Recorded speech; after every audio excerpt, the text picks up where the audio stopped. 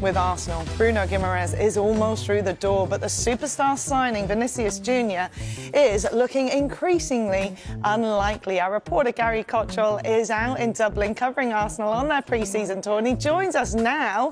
Thanks for joining us, Gary. You've been at the heart of this story regarding Vinicius Junior. Come on, give us the latest. Would you want the short answer or the long answer? The short answer is that Vinny stays.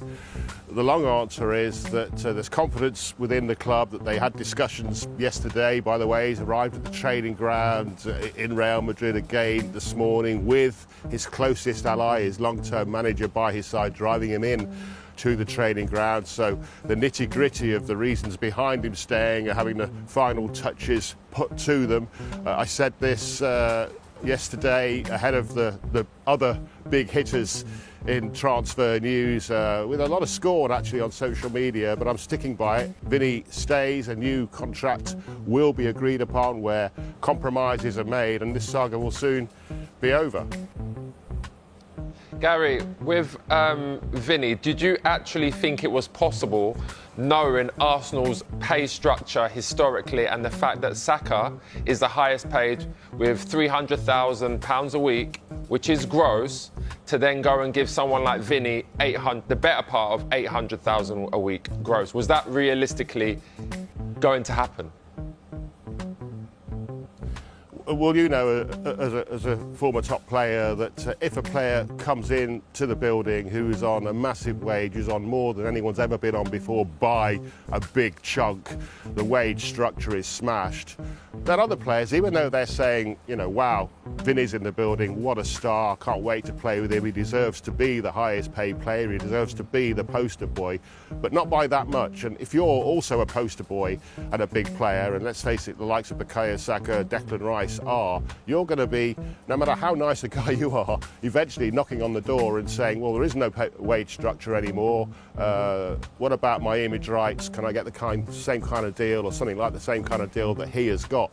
But we're told that the Arsenal hierarchy and Mikel Arteta in discussion had said, look, we'll go for it. This is a statement of intent. We know that there will be baggage that comes with it. We know that other players will be wanting to have a similar deal or certainly improve on the deals that they've got, but we're willing to take that risk because we think that that could be the missing link in terms of changing ourselves from Champions League finalists to Champions League winners. But yeah, there was going to be a lot of problems, I think, coming with a player like Vinny coming into the building with the wages that he's got, with the deal that he's got, the image rights, etc. So Gary, no Vinny, but they're going to get Bruno. What can you tell us?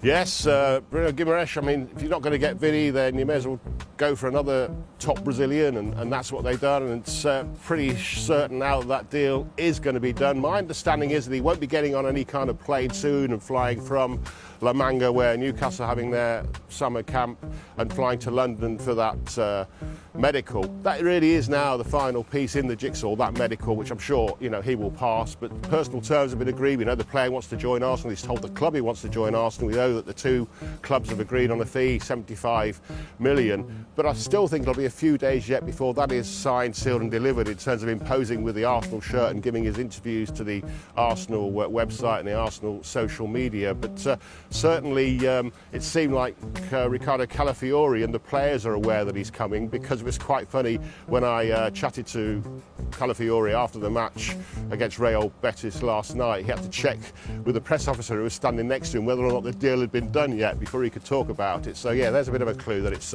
pretty close.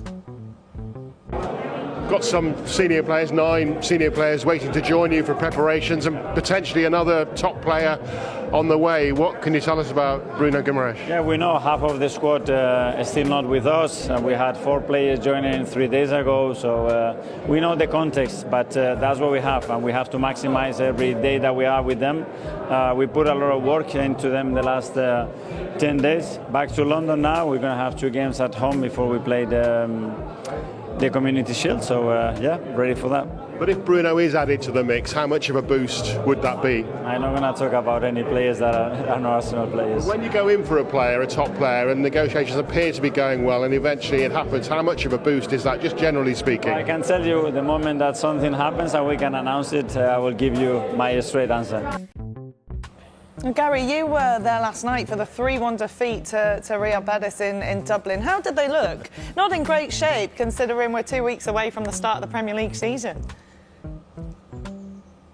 Well, it was very much a pre-season friendly in terms of, do you know, when a different team starts the second half pretty much to the team that starts the first half. And even the team that started the first half, which did contain some household name, which did contain some potential Champions League and Premier League starters. Gyökeres was in the lineup, for example. Calafiori, we just spoke about, was in the lineup, for example. But there were 9 players who you would expect to see week in, week out in an Arsenal shirt, still back in London, just returning from their World Cup break. The English players, the Spanish World Cup winning players, Saliba from France, Odegaard from Norway, none of them are in the travelling party that were involved in Dublin last night. And by the end of the game, by the way, I don't know how it's actually mathematically possible, but Mikel Arteta had given 15 of his 18 substitutes some minutes, including double substitutions. For example, the 3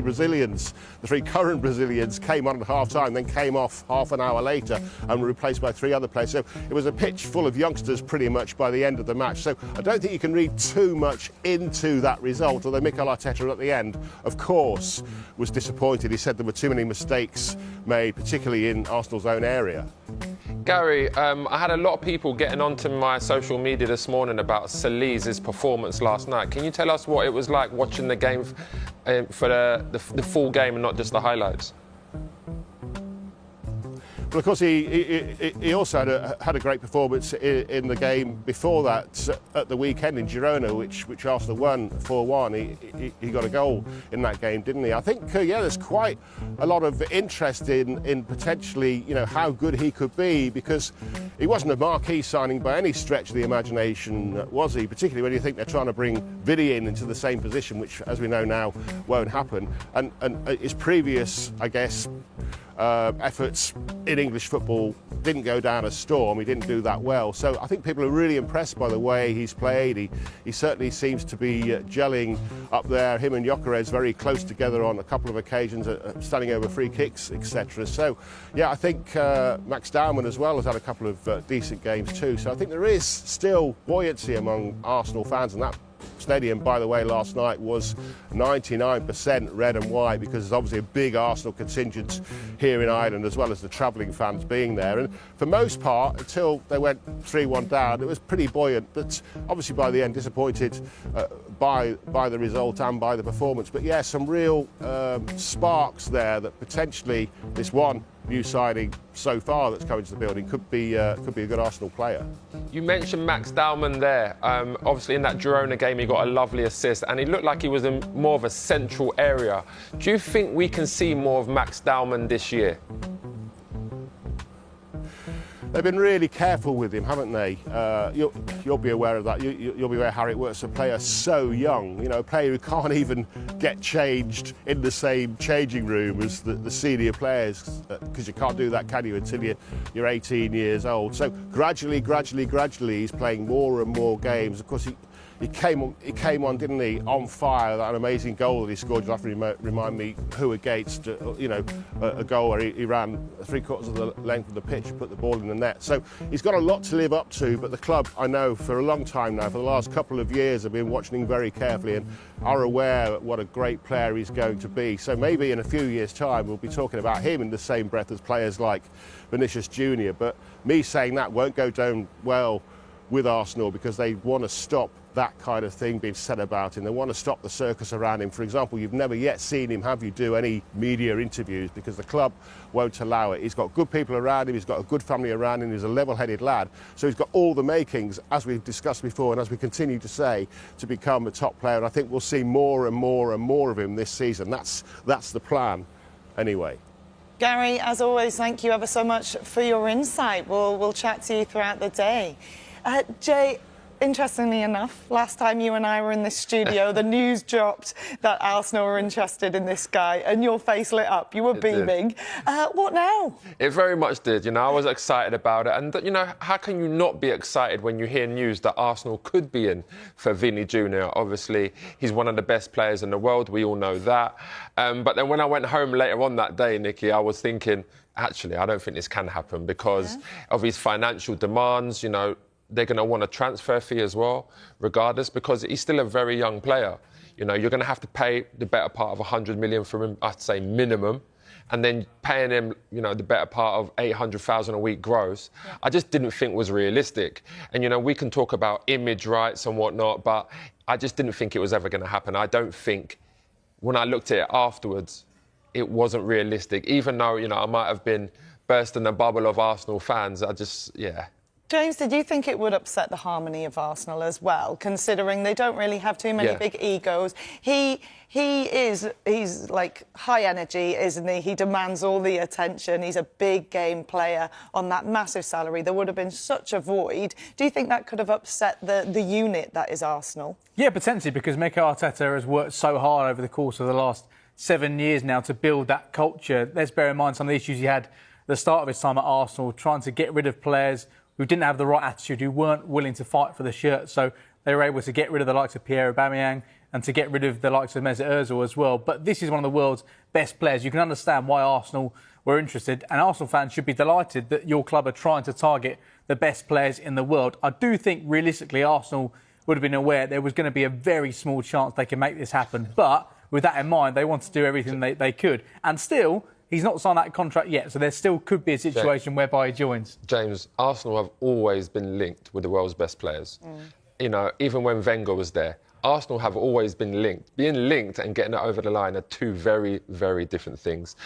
If we had you made a good point there. If we had have got Vinny, it would be against what Arteta has done in the past so far with the signings. He is bringing a legitimate superstar. And when a superstar goes to a big club, that superstar is going there with an ego. He's going there as the highest paid player in the club. He's going there on a long contract. And he's going to go there and say, this is what you're paying for. I don't need to change my game for you. You've bought me as this player. And that's why I'm not sure it would have worked out with Vinny, because I don't think he's going to do the hard yards back. No. And, you know, we've seen Arteta be very vocal, especially from the side, about players getting forward and getting back. I don't think he's that kind of player, and I think that's why Arteta loves Saka so much, because he does the hard yards. He's persisted with Trossard and Martinelli because they do the hard yards. With Vinny, he wouldn't be doing that, and then, obviously, the Premier League is a very different league to La Liga. Yeah, puts the pressure on the rest of the starting 11 as well to do all of those hard yards you mentioned. Main character energy, that's what I was looking for when talking about Vinicius Junior. So what next? I mean, Barcola, we thought he was going to Liverpool. That doesn't seem to be over the line. Would he be a good option for Arsenal? I mean, James, I think that's unrealistic. Because if they're talking about £150 million, I'm not sure Arsenal are going to part with that kind of money. I think they need to go back to the Nico Williams. I would go back to him, you know. Feels a bit underwhelming, doesn't it? Nico, to me, when we was talking about Nico Williams after the Euros, everyone was excited. Everyone couldn't wait to get him through the door if it could have happened. It didn't happen. He's at Bilbao. He's had his injury problems last year. But if you see him in the fight, when he came on in the final, he changed the game. Yeah. You know, he was fantastic. He was electric. You can see that there's real ability there, and he's a young player. I think someone like Nico Williams, someone like Yildiz at Juventus, someone that's young, that kind of model that Arteta's bringing in, those kind of players. I think they have to look at that now. One thing we know is they are looking for a left wing, and they have been looking for one for a long period of time. They had interest in Mykhailo Mudryk, who eventually went to Chelsea, and we know that area of the pitch has been a bit of an issue for Arsenal over the course of the last few years, because I think it's fair to say Gabriel Martinelli hasn't kicked on from that season he had a few years ago, where him, Saka and Ødegaard all scored 15 goals in that season. We know they are interested in Bradley Barcola. We can look at what he did last season in Ligue 1, and actually, when you look at Arsenal winning the Premier League last season, Victor Gyökeres was their top scorer with 14 goals. And then way down that list, the next top scorer, 7 goals. Eber Eze got 7. Look at what Barcola could bring to this Arsenal side. Albeit we know PSG are looking for around £140 million. And look at the game played there. A number of these games he didn't finish because of the number of options that PSG had and Luis Enrique had in those forward areas. So those stats are impressive, but imagine if he started every match and finished every match and played 90 minutes, those stats would be even more impressive. Of course, Ligue 1 is different to the Premier League, but Arsenal want to sign this player, but they'll be aware it's going to be difficult to do. It was difficult to do Vinicius. This will be difficult. There'll be other players on that list as well. They've signed Christos Solis.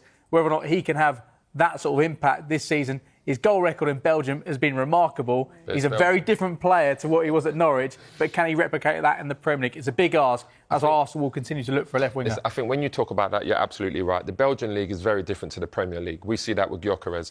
Gyökeres was a monster in the Portuguese league, scoring goals all the time, and he was unbelievable. Then he's come to the Premier League, and like I said before, even though when you look at his stats, you would say, yeah, he had a good season because he scored 20-odd goals. But when you look about his overall performance, even those big games he played in, I watched plenty of games, and there was just things where you look at and you think he could do more. So with Solis, even though he's got great numbers last year, it's a massive jump.